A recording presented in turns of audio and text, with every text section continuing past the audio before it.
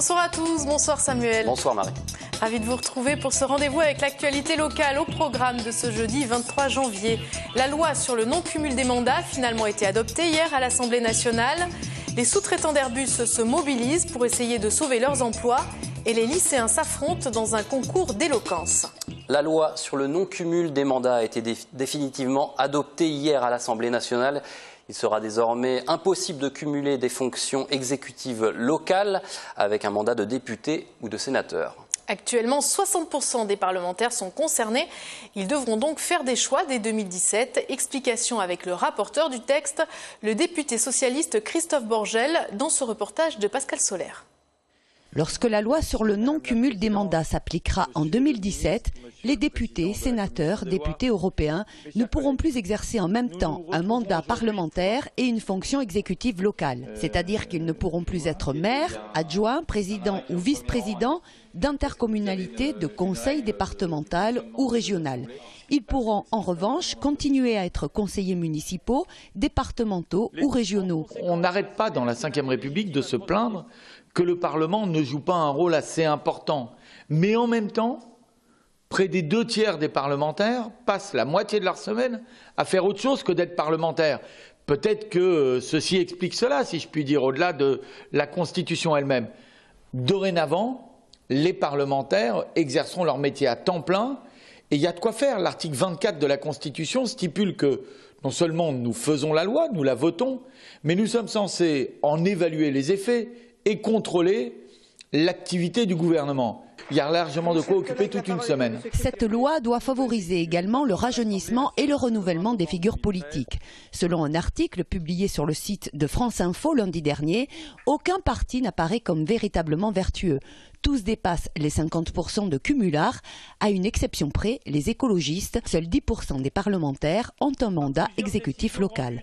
En septembre dernier, l'Express publiait un classement des cumulards basé sur un système de points qui dépendent du nombre de mandats et de leur importance. 6 élus socialistes figurent dans le top 10 des plus gros cumulards. Ils ont attribué des points à chaque fois que quelqu'un exerçait une responsabilité. Et je vous prends l'exemple du maire de Toulouse qui était cité dans cette enquête, qui est un de ceux qui a dit tout de suite, si je suis élu maire, je ne cumulerai pas avec un mandat de parlementaire, donc qui est exemplaire.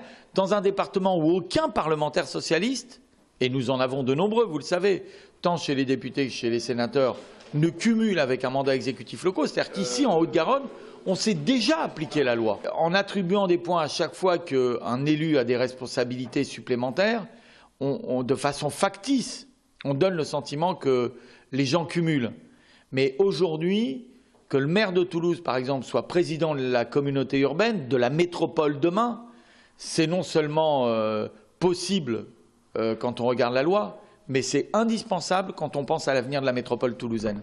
Certains politiques auraient souhaité que cette loi s'applique dès la fin des élections municipales en mars prochain. Le Conseil constitutionnel a estimé que les députés n'auraient pas été jusqu'au bout de leur mandat de 5 ans. La loi aurait donc pu être censurée. Elle s'appliquera donc en 2017 pour les prochaines élections législatives. Et Jean-Luc Moudinque, le candidat UMP à la mairie de Toulouse, mais aussi député de Haute-Garonne, a précisé qu'il avait voté en faveur de cette loi et qu'il se l'appliquerait dès cette année. Et on vient de l'apprendre, les instances nationales de l'UDI ont décidé d'apporter leur soutien à Jean-Luc Moudinque dans la course au municipal. On reste dans la politique, on le savait, le parti Europe Écologie Les Verts voulait mener seul sa barque dans la course à la mairie de Toulouse. C'est désormais chose acquise puisqu'hier, Pierre Cohen a présenté sa liste. Les alliances ne sont plus possibles. Et les Verts relèvent le défi au nom des idées afin d'apporter la voix verte au sein des débats. Jean-Marc Lucas nous explique tout cela. Si les Verts font 10% au premier tour, ils peuvent se maintenir, ce qu'ils ne feront pas. Par contre, plus leur score sera élevé au premier tour, plus ils pourront dans les négociations avoir du poids avec le PS. A l'inverse, s'ils n'atteignent que les 5%, Pierre Cohen peut décider d'aller seul avec ses troupes à l'assaut du Capitole. Auquel cas, les écologistes auront tout perdu. La question du risque, on l'a pesé, oui, peut-être on prend le risque, mais nous, ce qui nous importe, c'est d'abord le débat d'idées, c'est d'abord les propositions. Et il nous semblait important en 2014, pour préparer l'avenir de proposer aux Toulousains un projet écologiste pour peser justement dans un prochain mandat et dans une nouvelle majorité que nous appelons de nos voeux au second tour. Selon le résultat, c'est le résultat qui déterminera l'attente des Toulousaines et Toulousains. Et donc ce sera à l'ensemble des partenaires de gauche après de respecter ce choix-là et de proposer sur la base de la proportionnelle en termes de responsabilité, sur la base aussi de prise en compte de projets des uns et des autres, de construire un projet pour un second tour. Pour les Verts, la transition écologique n'a pas de frontières, n'a pas de territoire. Elle doit s'élargir au Grand Toulouse. On a plusieurs listes écologistes dans l'agglomération, à Colomiers, à Ramonville, à Saint-Lys, à Escalquens. C'est important aussi qu'on puisse présenter ces listes dans différentes communes pour montrer aussi la cohérence entre nous et cette vision d'agglomération, parce que peut-être contrairement à d'autres listes qui ne parlent pas de l'agglomération, de la métropole, de la manière de travailler ensemble, nous présentons un projet aux Toulousaines et aux Toulousains, mais aussi en parlant des enjeux de l'agglomération qui aujourd'hui n'est pas élue au suffrage universel direct. Donc c'est une exigence démocratique. Les Verts sont souvent vus comme les trublions de gauche, mais attention, à jouer à ce jeu, ils pourraient très bien énerver les forces dominantes du PS.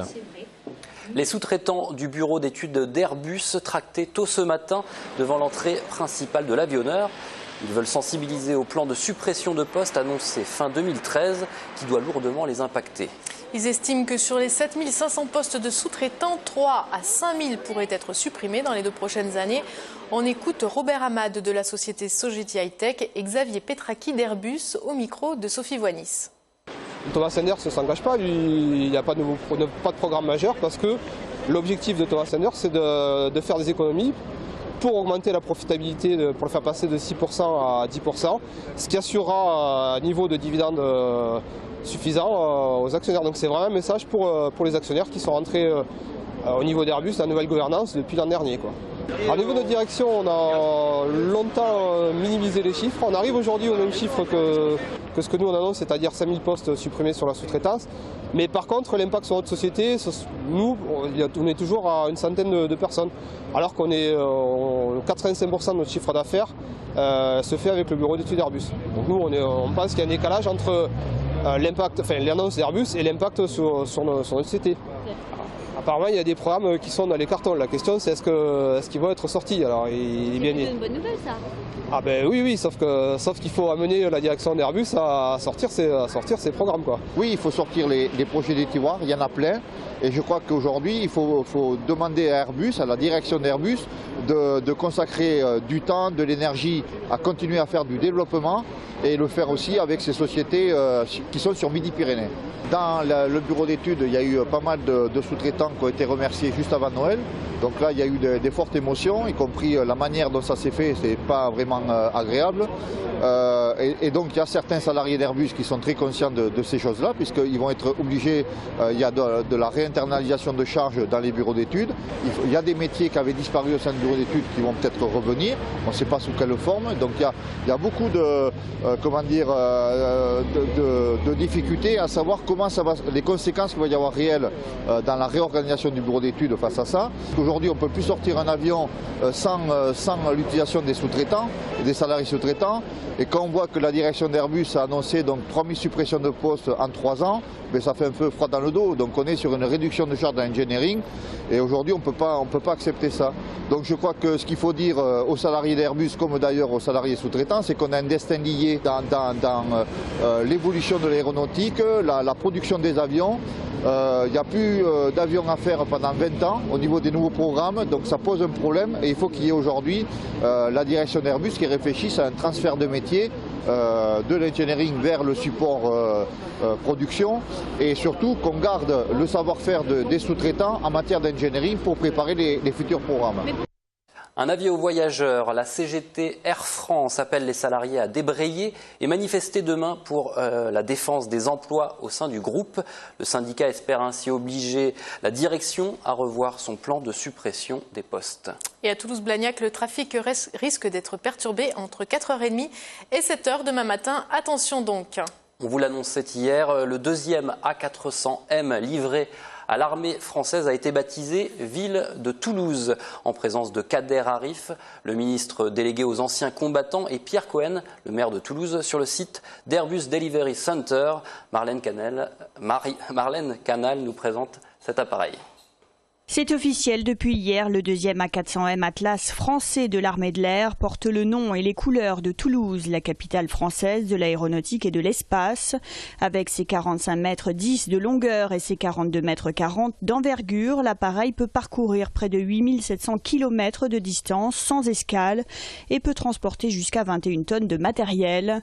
Un appareil qui a déjà fait ses preuves, notamment dans l'opération Serval au Mali, une destination militaire que Pierre Cohen ne renie pas. Les A400M, ce sont des avions qui parfois aident à aller remettre la paix sur certains territoires, puisque l'A400M, c'est un avion militaire qui a été conçu à Toulouse et qui fait partie de la gamme des avions d'Airbus. Donc on n'a pas renié, je dirais, l'ensemble de l'aviation construite, conçue et évidemment vendue à partir de Toulouse. Cela dit, c'est la Défense, après avoir appelé le premier Séville, a demandé à ce que le deuxième soit appelé Toulouse. Il n'y avait aucune raison, même nous sommes assez heureux et fiers. Et en plus que ce soit le ministre Kader Arif qui vienne le parrainer. 13 A400M supplémentaires doivent être livrés d'ici à 2019, selon la loi de programmation militaire votée en fin d'année dernière. Un troisième Atlas rejoindra Orléans dès le mois d'avril et les 3 machines supplémentaires prévues en 2014 devraient suivre rapidement. Ce matin, les auditeurs toulousains de la matinale de France Inter auront sûrement remarqué le billet d'humeur de Patrick Cohen. Le journaliste s'insurgeait en effet contre l'humour douteux de Laurent Ruquier, nouvellement nommé dans l'émission Pour tous. Un humour d'autant plus douteux pour les habitants de la Ville Rose. On l'écoute. Un peu de détente, un peu d'humour, ce matin on en a besoin, on en redemande, sans doute l'effet Ruquier, maintenant que Laurent Ruquier illumine les fins d'après-midi de France 2. Oubliez les travaux d'amateurs de Sophie Aram, en plus elle venait de France Inter, alors vous pensez, place aux professionnels de la poilade, Ruquier donc, et c'est vrai qu'on rit beaucoup chez Ruquier, on rit grassement, mais on y rigole très fort, ce qui fait que le gras se voit un peu moins, et on y rit de tout, c'est ça qui est bien, tout fait ventre.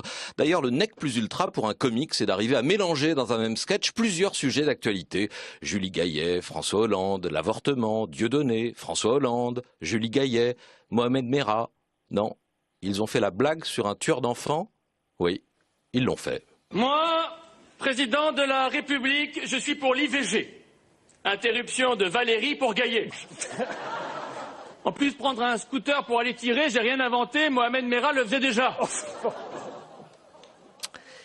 Voilà, que dire. C'était mardi soir, juste avant le JT de France 2. Service public. Et sur Twitter, on n'en finit pas de réagir, comme vous allez le voir. Certains prennent fait et cause pour Patrick Cohen. Je lis chez Ruquier, ils ont osé une blague sur Merah, le tueur d'enfants. France 2 doit s'excuser. Et puis il y a ceux qui défendent une certaine liberté d'expression. Je cite... dorénavant, avant de vouloir faire rire, merci de transmettre tous vos textes à Patrick Cohen, lui seul sait. On ouvre la page sport de ce JT avec tout d'abord la déception hier soir du côté du Toulouse Football Club en Coupe de France, Samuel. Oui, déception, le mot est faible. Les footballeurs toulousains jouaient hier soir un 16e de finale de Coupe de France contre le club de Moulins. Et qui dit Coupe de France dit souvent surprise. Et le TFC a été battu 2-1 contre ce club amateur qui nous vient de l'Allier en Auvergne. Vous les voyez fêter leur victoire. Pourtant, le TFC menait au score à la pause après un but de Ben Bassat. Ils avaient les clés en main pour s'éviter un mauvais résultat. C'est une belle occasion de manquer une nouvelle fois pour les Violets. Et le club de Moulins a donc fêté cette victoire. Vous parliez de footballeurs amateurs, mais quel niveau ont donc ces footballeurs auvergnats ? Il faut savoir qu'ils évoluent dans le championnat de France amateur, en CFA, ce qui correspond à la 4e division française. Il y avait donc 3 divisions d'écart entre les deux clubs. Mais c'est bien David qui a battu Goliath hier soir. Alain Casanova, le coach du TFC, a souligné que lui et ses joueurs ne pouvaient s'en prendre qu'à eux-mêmes. Alors la prochaine occasion pour les Toulousains de relever la tête ? Ce sera le championnat, c'est dès ce week-end, samedi au Stadium face à Bastia. Toute autre chose, nous proposons de vous faire découvrir un nageur des Dauphins du TOEC, Loris Bourrelli, nageur martiniquais très prometteur puisqu'il n'a que 22 ans. Vous l'avez rencontré la semaine dernière, Samuel, avec Alain Sorat. On écoute un extrait de votre interview. C'est en Martinique que tu as attrapé le virus de la natation? Ben, c'est une île, hein, forcément. J'ai toujours été au contact de l'eau. Mon père faisait de la plongée. Après, ma mère m'a toujours poussé à faire de la natation parce que elle aimait ce sport. Et du coup, elle m'a poussé et j'y suis allé. Et depuis, j'ai pas quitté les bassins.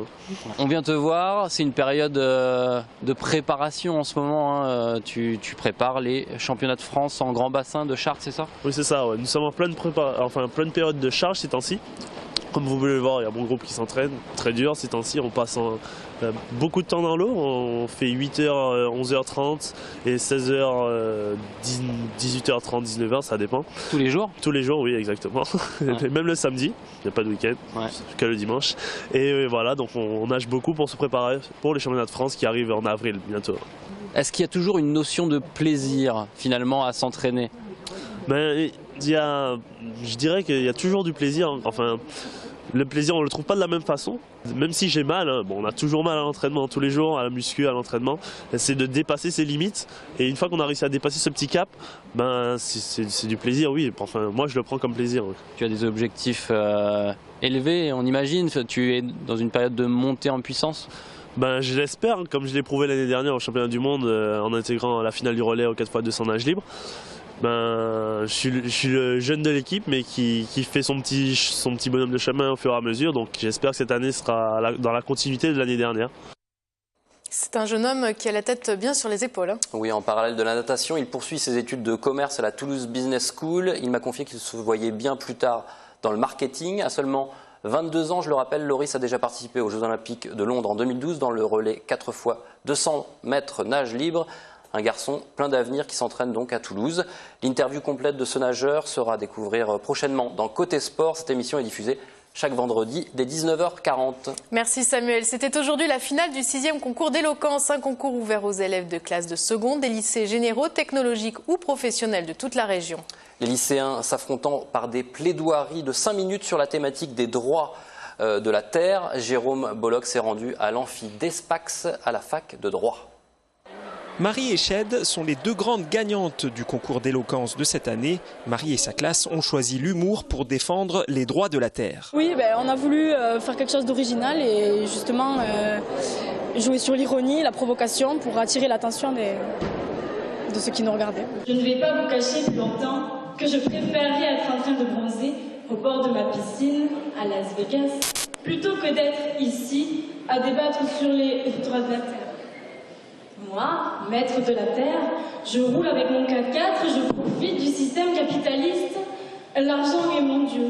Ched, quant à elle, s'est mise à la place de la terre, un exercice qui lui a particulièrement plu. Parce que je pense que c'est un sujet important, d'abord parce qu'on en dépend tous à la terre. Et puis il faut la défendre parce que ces droits, il faut qu'ils existent, il faut qu'ils soient là, il faut qu'ils soient présents, il faut qu'on les connaisse. Peut-être qu'un jour, il vous faudra partir. Peut-être qu'un jour, il vous faudra mentir et dire que je vais bien. Que répondrez-vous à vos enfants lorsqu'ils vous demanderont « Et papa, comment c'était avant ?» Selon le jury, le niveau était particulièrement élevé cette année. Les 11 candidats n'ont pas été faciles à départager. Nous avons eu aujourd'hui des prestations qui étaient remarquables, qui n'étaient pas du tout lues, mais qui étaient le fruit de beaucoup de travail et beaucoup d'investissements personnels. Il y a plusieurs choses qui m'ont touché. D'abord que c'est le résultat d'un travail d'équipe. Les classes désignent un porte-parole, mais c'est un travail d'équipe. La deuxième chose qui m'a frappé, c'est qu'ils sont tout de même tous très inquiets de la situation, de la terre et du peu d'attention qui est portée aux problèmes d'environnement. Les lauréats auront la chance de rencontrer le ministre de l'écologie lors d'un prochain colloque sur le réchauffement climatique. C'est la fin de cette édition. Merci de l'avoir suivi. Merci Samuel. Avec plaisir, restez sur TLT. Retrouvez Vincent Clerc dans Carré VIP tout de suite après le journal. Très bonne soirée à tous.